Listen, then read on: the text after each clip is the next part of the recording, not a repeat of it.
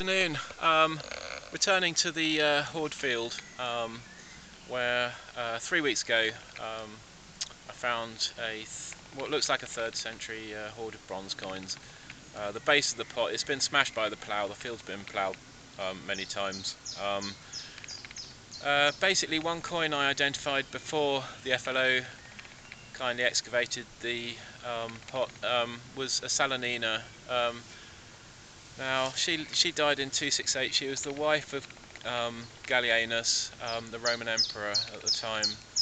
And two significant dates come to mind. One is 268, her death, and then in 286 there was a kind of Brexit that took place.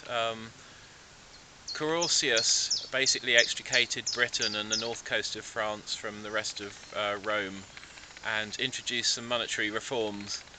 So it's possible that there are all sorts of reasons why the pot might have been buried, but it might have been somebody's savings account, and it's possible they didn't return because the money lost circulation. But we really don't know at this stage. It's going to go to the British Museum and is going to be inspected this year. I'm interested in I've detected extensively the field concern now, and I haven't found anything further Roman, so it is rather an isolated find, but there may be a habitation site somewhere else other than the places that I've looked. Today I'm going to concern myself with 3 further points of interest, which is in the adjoining woods. One's the pond at the top of the hill, and then down the bottom I've got a river, and between the pond and the river there's a ditch, which date I don't know when it was installed, and then on the 1841 map there's still the remnant of a quarry which I'm going to go and detect. So that's my plan for today. It's mainly going to be in overgrown areas of wood, so a lot of the undergrowth might preclude how much I can actually detect, but we'll see. As I say, in the actual field where the hoard was found, in that pasture field, I found one tomback button. I found a Georgian halfpenny, which is very, very badly corroded, and a Victorian button, a couple of other. I think I found one other button, but nothing that one could clearly classify as ancient, and therefore it looks like the hoard is a bit of an enigma in that respect. But we'll learn more about it in due course. I'd also mention a place called Beauport Park. That's just between Sedlescombe and Hastings.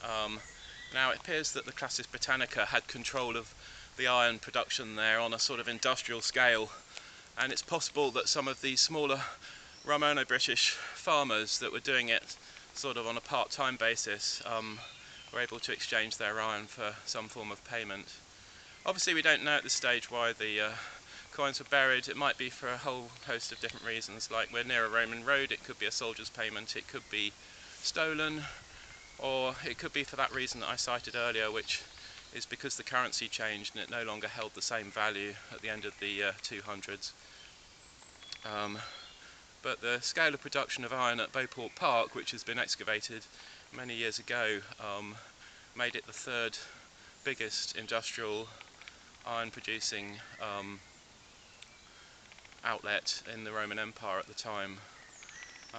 That also ceased to produce in the middle of the 3rd century when the Classis Britannica obviously decided, or for economic and other reasons, was closed down and replaced with some other sea defences which were necessary to prevent pirates. Anyway, in this wood here we have quite a large pond. There's a ditch which runs downslope, and clearly, which I'll show you later, the ditch concerned doesn't carry water at the moment, so I don't know if it was a controlled sluice or whether in fact this was formerly a quarry. The extent of the trees was about 1/5 of what you see today on the 1841 map. So I don't know when this ditch was put in, but it runs from that pond, as I say, at the very top of the hill, and runs a straight line down to the stream, which I'll show you in a moment. It opens out at this point, and then we come over here. We're just over 100 yards from the find spot to the west, and it comes down to the valley bottom, and a stream which starts about 500 yards further up in that direction and runs out to the what would be the south. So that's the stream. So if what we're looking at is a bloomery site with habitation, then it might well be that I need to look between the find spot and this stream. Ironstone occurs in steep valley sides because the streams tend to follow faults in the rock, and that's why the ironstone is exposed. It's not that you need water to produce iron, and iron basically at that time in the 3rd century was produced in bloomeries, which were about 6 foot tall. So you'd have several of them, and then a building, and then another building for hammersmithing. So another feature which makes it 4 features within 100 yards of the find spot. But this is a yew tree that Chris brought my attention to. It's unusual. Often they have great age. So there's the river valley, and I'm about 100 yards from where I was in the previous clip. So try as I might, couldn't find anything that was discernibly Roman in the find spot field. But the third and final feature that I'm going to show you, apart from the yew tree, which is down in the valley, is just here. Mainly what I did find when I went over the field was dozens of shotgun cartridges and the percussion cap that had rotted out. I found 10 foot from the find spot, I did find a Georgian halfpenny, which is so corroded I can't tell which George it is, and a Victorian looking button with a Victorian looking shank on it. Those two things together 10 foot from the find spot. So I don't know if that's ominous or not. You know, you could work on the basis that possibly when digging ponds, workmen may have re-interred the pot, but I don't know. Until it's analysed, we really don't know. And lots of bits of that terracotta fired clay everywhere in this field. I'm basically going to start detecting here as a first port of call. I've only got today, so whether I get to examine those other 2 places or not, I don't know, but there's a fair bit of modern rubbish around the place, but see if I can't find something linked to this little quarry here. It's now 1:30. Right, just found an iron nail not far from the last spot, in the find spot, pasture field. Don't know the age of that, but came up as -7 but with 15 thrown in. So thick undergrowth precludes a lot of detecting, so I can only go up bits really where the undergrowth isn't too tall around that quarry that I showed you. Oddly enough, despite the undergrowth, there are small areas that I can do, and just found this button. It's got something on it, so when we clean it,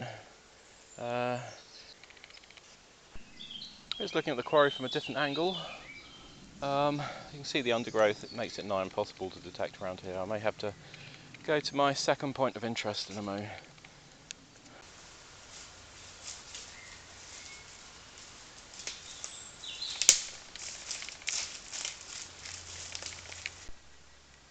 Right, I'm just below the point where the find spot, in fact, between the find spot and the stream, and I found this, but it's very shallow and it looks far too symmetrical to be anything Roman, so I suspect it's part of a piece of machinery.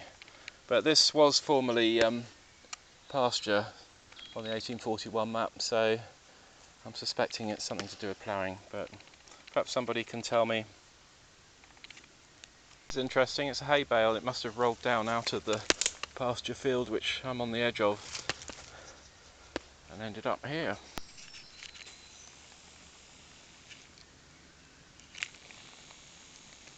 Right, this is the boundary ditch that basically divided what was formerly a pasture field and the stream down there. Quite tricky detecting along here. You can see the amount of sand in the soil, but see the gradient as well down to the stream.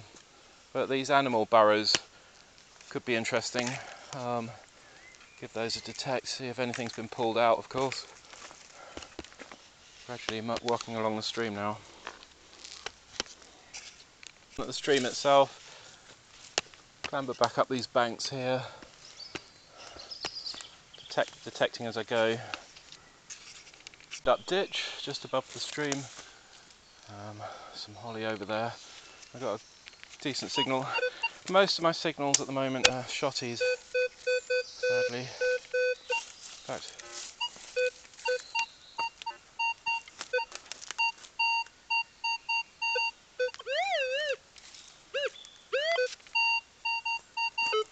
$19 or $20. I'll come back to you on this one. Yeah, it was a 21, but it's a shotty. You've got to dig these things, unfortunately, otherwise you won't find coins. Oh, at least it was a musket ball anyway, completely unoxidised. It almost looks banking new. Don't know if that's due to the ground conditions. More like a pistol ball. Right, I've been going for ages without any signals. Finding anything. Just shotgun cartridge bases. Got this one here though,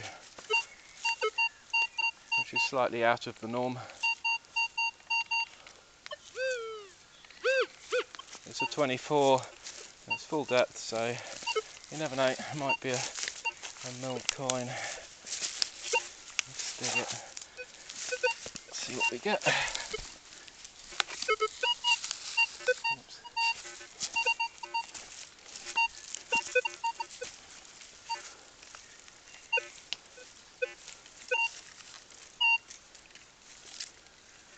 Oh, it's done a runner. It's one of those. Right, whatever it was had flown out of the hole. There's the hole. About 4 feet away. Moved again. I think it is shrapnel. Thought it would be shredded wheat, copper shredded wheat.